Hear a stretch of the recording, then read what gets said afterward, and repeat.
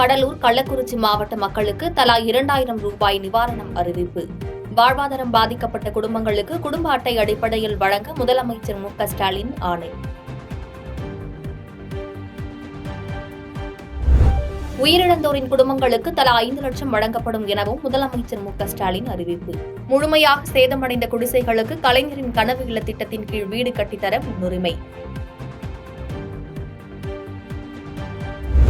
சேதமடைந்த குடிசைகளுக்கு தலா 10,000 ரூபாய் நிவாரணம் அறிவிப்பு.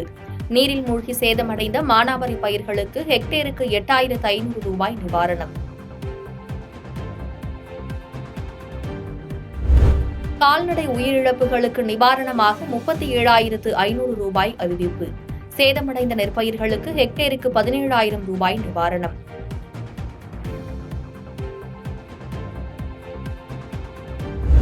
வெள்ளத்தால் இழந்த சான்றிதழ்களை திரும்பப் பெற சிறப்பு முகாம் நடத்தப்படும் என முதலமைச்சர் மு.க.ஸ்டாலின் அறிவிப்பு. ஆதார், வாக்காளர் அட்டை, குடும்ப அட்டைகள் சிறப்பு முகாம்கள் மூலம் வழங்க ஆணை.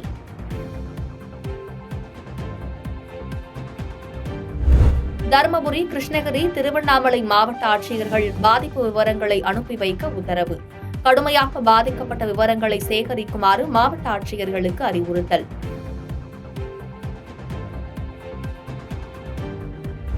சாத்தனூர் அணை திறப்புக்காக 5 முறை வெள்ள அபாய எச்சரிக்கை விடுக்கப்பட்டுள்ளதாக எதிர்க்கட்சித் தலைவர்களின் குற்றச்சாட்டுக்கு அமைச்சர் துரைமுருகன் பதில். அணையிலிருந்து நீர் திறக்காவிட்டால் பேரழிவு ஏற்படும் என விளக்கம். சென்னையில் பெங்கல் புயலால் பாதிக்கப்பட்ட மக்களை நேரில் வரவழைத்து தமிழக வெற்றிக் கழக தலைவர் விஜய் உதவி.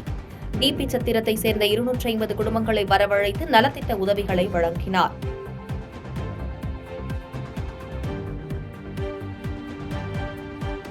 விழுப்புரம் மாவட்டம் மரக்காணம் உள்ளிட்ட இடங்களில் குறைகளை கேட்டறிந்தார் பாஜக மாநில தலைவர் அண்ணாமலை. பாதிக்கப்பட்ட மக்களுக்கு உரிய நிவாரணத்தை அரசு விரைந்து வழங்க வேண்டும் என்றும் வலியுறுத்தல்.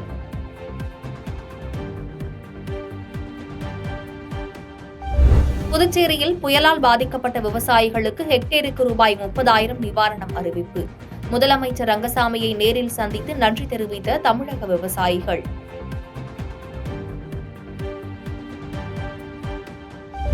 விழுப்புரம் மாவட்டம் இருவேல்பட்டு கிராமத்தில் அமைச்சர் பொன்முடி மீது சேற்றை வீசிய மக்கள். வெள்ளத்தால் பாதிக்கப்பட்ட தங்களுக்கு எந்த உதவிகளும் கிடைக்கவில்லை என கூறி வாக்குவாதம்.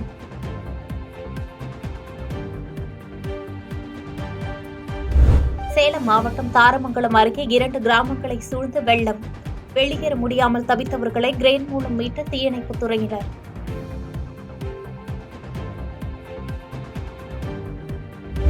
சேலத்தில் வெள்ளத்தால் பாதிக்கப்பட்ட மக்களின் குறைகளை கேட்டறிந்தார் எதிர்க்கட்சித் தலைவர் எடப்பாடி பழனிசாமி. சாத்தனூர் அணையிலிருந்து நள்ளிரவில் 1.5 லட்சம் கன அடி நீர் முன்னறிவிப்பின்றி திறக்கப்பட்டதாக குற்றச்சாட்டு.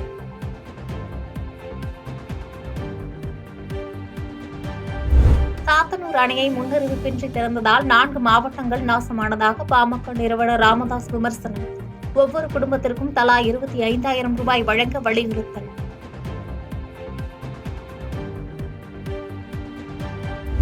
வெள்ளத்தால் பாதிக்கப்பட்ட பணிகளில் நடைபெறும் சீரமைப்பு பணிகள் தொடர்பாக முதலமைச்சர் மு.க.ஸ்டாலின் ஆலோசனை.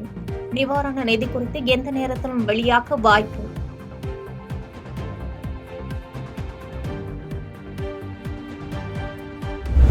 தமிழக அரசு கேட்ட இடைக்கால நிவாரண நிதி 2,000 கோடி ரூபாயை விரைந்து வழங்க வேண்டும். மாநிலங்களவையில் தமிழக எம்பிக்கள் வலியுறுத்தல்.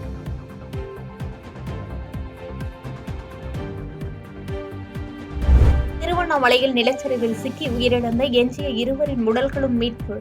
பாறைகள் உருண்டுவிடும் அபாயம் இருந்ததால் மீட்புப் பணிகளை கவனமுடன் கையாள நேரிட்டதாக மாவட்ட ஆட்சியர் தகவல்.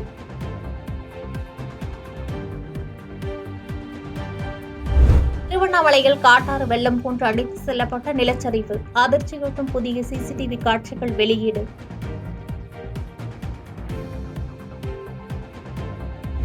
சாத்தனூர் அணை திறப்பால் மணப்பாட்டு ஏரி உடைப்பு ஏற்பட்டு சாலையில் பெருக்கெடுத்த வெள்ளம்.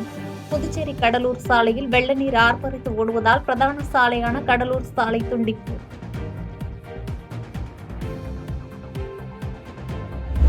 அந்தியூர் அடுத்த ஈரோட்டிலிருந்து தாமரைக்கரை செல்லும் மலைப்பாதையில் பள்ளத்தில் சிக்கிய அரசு பேருந்து. ஜேசிபி உதவியுடன் சுமார் 1 மணி நேரத்திற்கு பிறகு மீட்பு.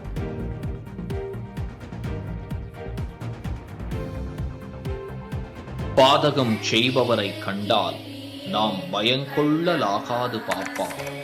மோதி மிதித்து விடு பாப்பா, அவர் முகத்தில் உமிழ்ந்து விடு பாப்பா. அண்மை செய்திகளை உடனுக்குடன் தெரிந்து கொள்ள இணைந்திருங்கள் இயம்நாடு தொலைக்காட்சியுடன்.